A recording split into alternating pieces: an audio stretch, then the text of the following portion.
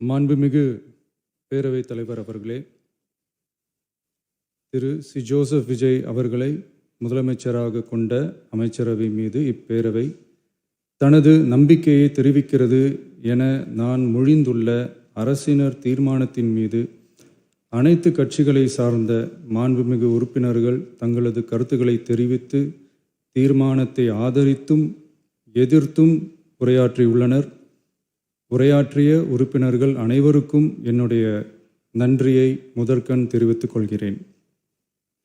இந்திய தேசிய காங்கிரஸ் கட்சி சார்பாக உரையாற்றிய மாண்புமிகு திரு சே. ராஜேஷ் குமார் அவர்கள் தீர்மானத்தை வரவேற்றதோடு மட்டுமல்லாமல் மதசார்பற்ற அரசுக்கான ஆதரவு என கூறினார்கள்.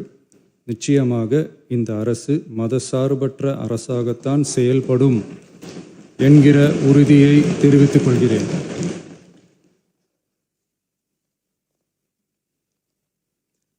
அடுத்து உரையாற்றிய இந்திய கம்யூனிஸ்ட் கட்சி மார்க்சிஸ்ட் கட்சி சார்பாக உரையாற்றிய திரு ஆர். செல்லசுவாமி அவர்கள் இந்த தீர்மானத்தை வரவேற்று முழுமையான ஆதரவு தெரிவித்துள்ளார்கள். விடுதலை சிறுத்தைகள் கட்சி சார்பாக உரையாற்றிய மாண்புமிகு உறுப்பினர் திரு வன்னி அரசு அவர்கள் உரையாற்றுகையில் நம்பிக்கை வாக்கெடுப்பில் வெற்றி பெற்று இந்த அரசு 5 ஆண்டுகள் தொடரும் என நம்பிக்கை தெரிவித்தமைக்கு என்னுடைய நன்றியை தெரிவித்துக் கொள்கிறேன். ஆதரிப்பவர்களுக்கு மட்டுமான அரசல்ல, எதிர்ப்பவர்களுக்கான அரசும் இது என சுட்டிக்காட்டியமைக்கு எனது நன்றியை தெரிவித்துக் கொள்கிறேன்.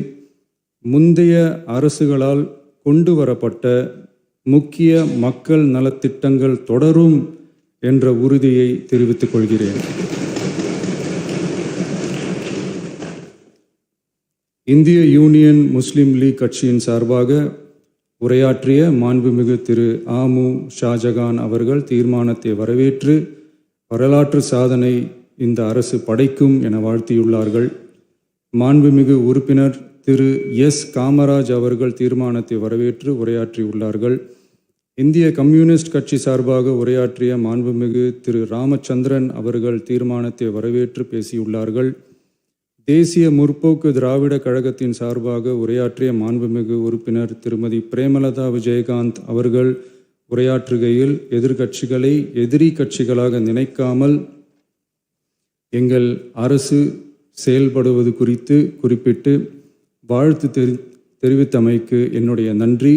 மேலும் ஓரிரண்டு கருத்துக்களை தெரிவித்து தெளிவுபடுத்த வேண்டுமென்று கேட்டுக்கொண்டார்கள். I will rethink about it. தமிழ்நாட்டை ஆண்ட பல்வேறு கட்சிகளை சார்ந்த அரசுகள் இந்த நாட்டு மக்களின் நலனை முன்னிலைப்படுத்தி தீட்டிய திட்டங்கள் சமூக நீதிக்கு முன்னுதாரணமாக திகழ்ந்து நிறைவேற்றப்பட்ட சட்டங்கள் எங்கள் கட்சியின் கொள்கை தலைவர்களின் எண்ணங்கள் என இவற்றை மனதிலே கொண்டு எங்களுடைய ஆட்சி நடைபெறும் என்கிற உறுதியை மட்டும் தெரிவித்துக் கொள்கிறேன். பாரதிய ஜனதா கட்சி சார்பாக பேசிய திரு எம். போஜராஜன் அவர்கள் நடுநிலை வகிப்பதாக தெரிவித்து உரையாற்றியுள்ளார்கள்.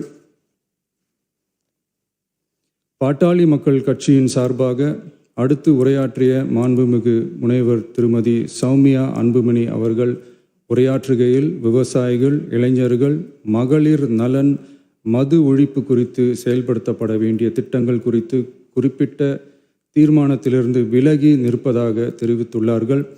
மகளிர் பாதுகாப்பிலிருந்து தவிர எந்த அரசு இம்மியளவும் இடம் தராது. அடுத்து உரையாற்றிய மாண்புமிகு திரு மு. தமிழன் அன்சாரி, மாண்புமிகு திரு கே. நித்யானந்தன், மாண்புமிகு முனைவர் எம்.எச். ஜவாஹிருல்லா, மாண்புமிகு திரு எடப்பாடி கே. பழனிசாமி அவர்கள் மற்றும் ஆகியோர் உரையாற்றுகையில் தீர்மானத்தை எதிர்த்து உரையாற்றியுள்ளார்கள். எதிர்க்கட்சி தலைவர் வெளிநடப்பு செய்துவிட்டார்கள். மாண்புமிகு திரு எஸ்.பி.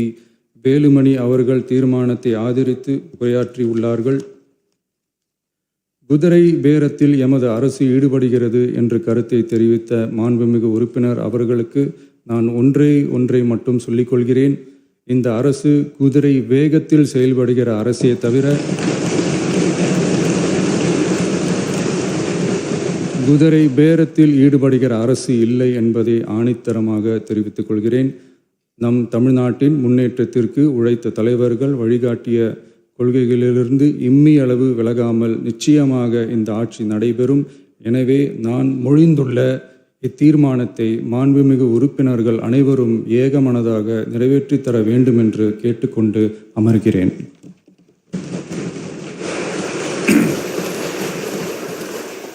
அரசினர் தீர்மானத்தின் மீது இப்போது வாக்கெடுப்பு.